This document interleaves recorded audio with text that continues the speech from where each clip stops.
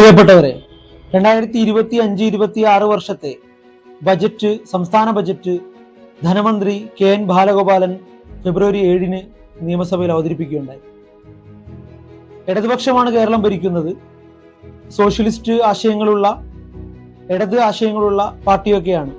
എന്നാലും ആഗോളതലത്തിൽ സഞ്ചരിച്ചു കൊണ്ടിരിക്കുന്ന, ഗ്ലോബലൈസേഷന്റെ ഭാഗമായ അല്ലെങ്കിൽ അത്തരത്തിൽ LPGയുടെ ഭാഗമായി ലോകത്തുള്ള ആഗോള സാമ്പത്തിക രീതികളുടെ അപ്പുറത്ത് സാമൂഹ്യ വികസനത്തിലൂടെ, ജനാധിപത്യത്തിലൂടെ ക്ഷേമരാഷ്ട്ര സങ്കല്പമൊക്കെ നടക്കും എന്നുള്ള ധാരണകളൊക്കെ വ്യഥയാണ് വ്യക്തമാക്കി തരുന്ന ഒരു ബജറ്റാണ് ഇപ്പോൾ അവതരിപ്പിക്കപ്പെട്ടിട്ടുള്ളത്.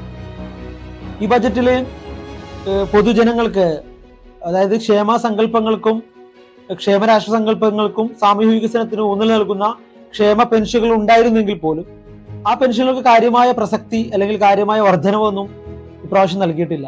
200 രൂപയുടെ വർധനവ് ഉണ്ടാവുമെന്ന് ധനമന്ത്രി സൂചന നൽകിയിരുന്നെങ്കിലും അത്തരം സൂചനകൾ മാറ്റുകയും പ്രത്യേകിച്ച് വലിയ വർധനവൊന്നും വരുത്താതെ ബജറ്റ് അവതരിപ്പിക്കാനുണ്ടായിരുന്നു. ഭൂനികുതി കൂട്ടുക, കോർട്ട് ഫീസ് കൂട്ടുക തുടങ്ങിയ ജനവിരുദ്ധമായ സാധാരണക്കാരെ ബാധിക്കുന്ന നടപടികൾ ഈ സർക്കാർ എടുത്തിട്ടുണ്ട് തന്നെ. കാരണം ഇപ്പോൾ അറിയാം, വളരെ കുറഞ്ഞ ചെലവിൽ കോടതികളെ സമീപിച്ച് നീതിക്ക് വേണ്ടിയുള്ള പോരാട്ടങ്ങൾ നടത്താൻ ഉതകുന്ന തരത്തിൽ ഒരു ഫീ ഉണ്ടായിരുന്നെങ്കിൽ ആ ഫീയെ വലിയ രീതിയിൽ വർദ്ധിപ്പിക്കുന്ന ഒരു സാഹചര്യം ഇടതുപക്ഷ സർക്കാർ നടത്തിയിട്ടുണ്ട്. എന്നാൽ ഞാനിതിൽ പറയാൻ പോകുന്ന പോയിന്റുകൾ, ചില വിഷയങ്ങൾ, അത് പൊതുജനങ്ങളെ മുഴുവൻ ബാധിക്കുന്ന വിഷയങ്ങൾക്കപ്പുറം കേരളത്തിലെ വിദ്യാഭ്യാസ യുവ ശാക്തീകരണം ബന്ധപ്പെട്ട വിഷയങ്ങളാണ് ഉദ്ദേശിച്ചത്. അതിൽ പ്രധാനപ്പെട്ടത്, ഇപ്പോഴും നമ്മുടെ സംസ്ഥാനം വിദ്യാഭ്യാസ മേഖലക്ക് സാക്ഷരതയിൽ 96% മുന്നിൽ നിൽക്കുന്ന, വിദ്യാഭ്യാസത്തിലൂടെ കേരളത്തിന് നവോത്ഥാനം സംഭവിച്ചിട്ടുണ്ട് എന്ന് വിശ്വസിക്കുന്ന കേരളത്തിൽ ഇപ്പോഴും 13 to 14% ബജറ്റിന്റെ എക്സ്പെൻഡിച്ചറിന്റെ 13 to 14% വിദ്യാഭ്യാസത്തിന് വേണ്ടി ഇപ്പോഴും നീക്കിവെച്ചുകൊണ്ടിരിക്കുന്നത്.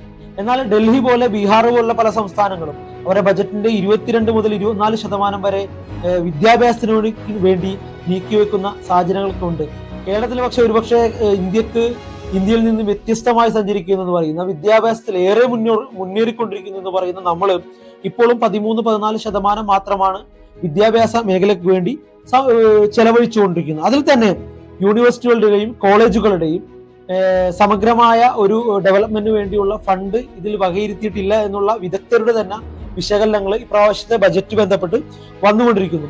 സ്കൂളിന്റെ മോഡേണൈസേഷൻ ബന്ധപ്പെട്ട് കേവലം 60 കോടി രൂപയാണ് ഇപ്രാവശ്യത്തെ ബജറ്റിൽ വിലയിരുത്തിയിരിക്കുന്നത്. നമുക്കറിയാം, നമ്മുടെ നാട്ടിലെ വിദ്യാഭ്യാസ മേഖലയ്ക്ക് മോഡേണൈസേഷൻ വളരെ ഇമ്പോർട്ടന്റ് ആണ്. അത്തരത്തിൽ മോഡേണൈസേഷന് വേണ്ടിയുള്ള കേവലം 60 കോടി രൂപ മാത്രമാണ് സംസ്ഥാന സർക്കാർ ചെലവഴിച്ചിട്ടുള്ളത്. യൂത്ത് എംപവർമെന്റിന് വേണ്ടി, യൂത്തിന്റെ സ്കില്ല് ഡെവലപ്പ് ചെയ്യുന്നതിന് വേണ്ടി, യൂത്തിന് സംരംഭകത്വ പ്രോത്സാഹനങ്ങൾക്ക് വേണ്ടിയെല്ലാം കേവലം 90 കോടി രൂപയാണ് അടിസ്ഥാനപരമായിട്ട് വകയിരുത്തിയിട്ടുള്ളത്. ഇതിൽ പ്രധാനമായിട്ട് എടുത്തു പറയേണ്ട ഒരു സംഗതി, കേരളത്തിൽ നിന്ന് ഉൾപ്പെടെ ഏറ്റവും കൂടുതൽ യുവാക്കള് മൈഗ്രേഷനിൽ ആയിട്ടുള്ളത്, കേരളം വിട്ട് മറ്റു രാജ്യങ്ങളിൽ വിദ്യാഭ്യാസത്തിന് വേണ്ടി പോവുകയും അവിടെ സെറ്റിൽ ആവുന്ന ഒരു സാഹചര്യം ഓൾറെഡി നിലനിൽക്കുന്നുണ്ട്. 2.5 ലക്ഷം വിദ്യാർത്ഥികളാണ് 2018-19 കാലഘട്ടത്തിൽ കേരളം വിട്ട് പോയതെന്നാണ് പറയുന്നത്, കേരളത്തിൽ മാത്രം. അതായത് കേരളത്തിലെ സാഹചര്യവും കേരളത്തിലെ വിദ്യാഭ്യാസവും കേരളത്തിന്റെ വരുമാനവും എല്ലാം തങ്ങൾക്ക് പോരാ എന്നും പുറത്തുപോയി സെറ്റിൽ ആവേണ്ടി വരുമെന്നുള്ള ഒരു ബോധം യുവാക്കളുടെ ഇടയിൽ വളരെയധികം വർദ്ധിച്ചു വരുന്ന ഒരു സാഹചര്യത്തിൽ അതിനെ അഡ്രസ് ചെയ്യുന്ന തരത്തിലുള്ള പദ്ധതികളൊന്നും, മൈഗ്രേഷനെ തടയുവാനുള്ള, അതിനെ ഒന്ന് കുറക്കുവാനുള്ള, വേഗത കുറക്കുവാനുള്ള ശ്രമങ്ങളൊന്നും സംസ്ഥാന സർക്കാരിന്റെ ബജറ്റിൽ ഉണ്ടായിട്ടില്ല. മാത്രമല്ല, കേരളത്തിലെ അൺഎംപ്ലോയ്മെന്റ് നിരക്ക് ഇപ്പോഴും 12% തന്നെയാണ്. പല സംസ്ഥാനങ്ങളും 2 അക്കത്തിൽ നിന്ന് താഴേക്ക് വന്നെങ്കിലും കേരളത്തിൽ അത് വലിയ രീതിയിൽ കൂടി നിൽക്കുന്നു. എന്നാൽ വളരെയധികം പിന്നോക്കമുള്ള ചില 1-2 സംസ്ഥാനങ്ങൾ മാത്രമാണ് 10 മുകളിൽ അൺഎംപ്ലോയ്മെന്റ് ഉള്ളത്. കേരളത്തിൽ ഇപ്പോഴും അൺഎംപ്ലോയ്മെന്റ് നിലനിൽക്കുന്നു എന്നുള്ളതാണ്.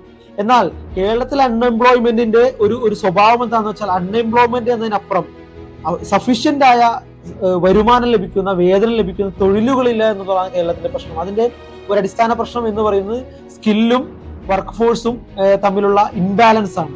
എന്ന് വെച്ചാൽ കേരളത്തിലെ യുവാക്കൾക്ക് ലഭിക്കേണ്ട ആവശ്യമായ സ്കില്ലുകൾ കേരളത്തിൽ ലഭിക്കുന്നില്ല എന്നുള്ളതാണ്. സ്കിൽ ഡെവലപ്മെന്റിന് വേണ്ടി ഒരുപാട് ഫണ്ട് ചെലവഴിക്കുന്ന സംസ്ഥാന സർക്കാർ പറയുമ്പോഴും കേരളത്തിലെ സ്കില്ല് സഫീഷ്യന്റ് അല്ല എന്നതുകൊണ്ടാണ് മൈഗ്രേഷന് കൂടുതൽ കൂടിക്കൊണ്ടിരിക്കുക. അതുപോലെ മറ്റു സംസ്ഥാനങ്ങളിലെ വലിയ തൊഴിലുകളിലേക്ക് കണ്ണുനട്ട് വിദ്യാർത്ഥികൾ പോകാൻ ശ്രമിച്ചുകൊണ്ടിരിക്കുന്നത്. അതുകൊണ്ട് തന്നെ ആ മേഖലയിൽ കാര്യമായ ഫോക്കസ് ലഭിക്കുന്നില്ല എന്നുള്ളതാണ്. എഡ്യൂക്കേഷൻ മേഖലയിലും അതുപോലെ യൂത്ത് എംപവർമെന്റ് മേഖലയിലും കാര്യമായ ഫോക്കസ് ലഭിക്കുന്നുണ്ട്. ഇന്ത്യയിൽ കേരളത്തിലെ 35 വയസ്സിന് താഴെയുള്ള ജനസംഖ്യ എന്ന് പറയുന്നത് കേരളത്തിന്റെ 65% പോപ്പുലേഷനാണ്.